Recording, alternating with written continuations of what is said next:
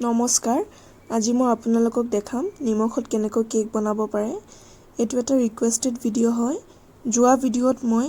আটাৰ কেক বনাবলৈ আপোনালোকক দেখাইছিলো আৰু এটো ভিডিঅ'ত মই বহুতে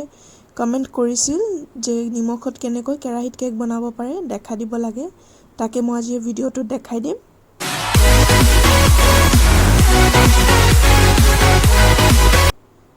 নিমখত কেক বনাবলৈ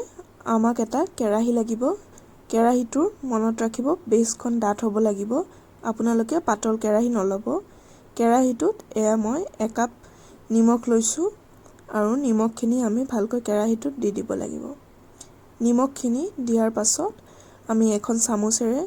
ভালকৈ চাৰিওফালে ধুনীয়াকৈ নিমখখিনি মিলাই দিব লাগিব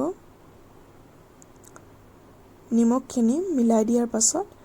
আমি ভালকৈ ঢাকি পেলাই প্ৰিহিট হ'বলৈ 10 মিনিটৰ কাৰণে থৈ দিব লাগিব প্ৰিহিট হোৱাৰ পাছত আমি ইয়াতে কেকটো দি দিম মই ইয়াতে এটা বাটি লৈ লৈছো ইয়াতে মই সঘনাই কেক বনাও ইয়াতে মই কেকৰ বেটাৰটো দি দিম কেকৰ বেটাৰৰ বাবে আপুনি ওপৰৰ আই বাটনত ক্লিক কৰি পেলাই আটাৰ কেকৰ বেটাৰটো কেনেকৈ বনাইছিলো আপুনি ভিডিঅ'টো চাই ল'ব পাৰে ওপৰৰ আই বাটনত আপোনালোকে ক্লিক কৰি পেলাই আটাৰ কেকৰ বেটাৰটো চাই ল'ব এয়া মই বাটিত কেকৰ বেটাৰটো দি দিছো আমাৰ নিমখখিনি 10 মিনিট প্ৰিহিট হোৱাৰ পাছত এয়া যথেষ্ট গৰম হৈ গৈছে ইয়াতে মই এটা ষ্টেণ্ড দি দিছো ষ্টেণ্ড দিয়াৰ পাছত আমি এটা কেক টিনত মই দুটা বাটি আৰু এটা কাপতকৈ বেটাৰ দি দিছিলো এতিয়া কেক টিনটো আমি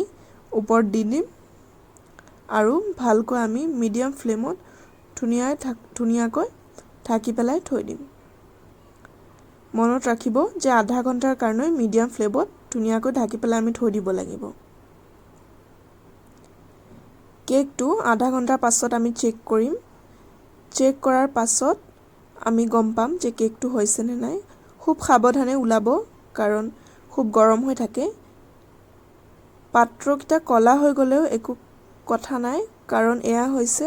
চকলেটৰ কালাৰ এতিয়া মই এডাল টুথপিক লৈছো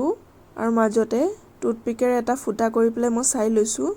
যদি টুথপিকত আপোনাৰ বেটাৰ লাগি আহা নাই তেতিয়া হলে গম পাব যে আপোনাৰ কেকটো ৰেডি হৈ গৈছে এয়া মোৰ টুথপিকত বেটাৰ লাগি আহা নাই মানে মোৰ কেকটো ৰেডি হৈ গৈছে টুথপিকডাল সফা হৈ পেলাই উলাই আহিছে মানে কাপকেক কেটা ৰেডি হৈ গৈছে এতিয়া মই এখন প্লেটতকৈ ধুনীয়াকৈ উলাই আপোনালোকক দেখাই দিছো এয়া হৈছে বাটিত উলোৱা কেক কেটা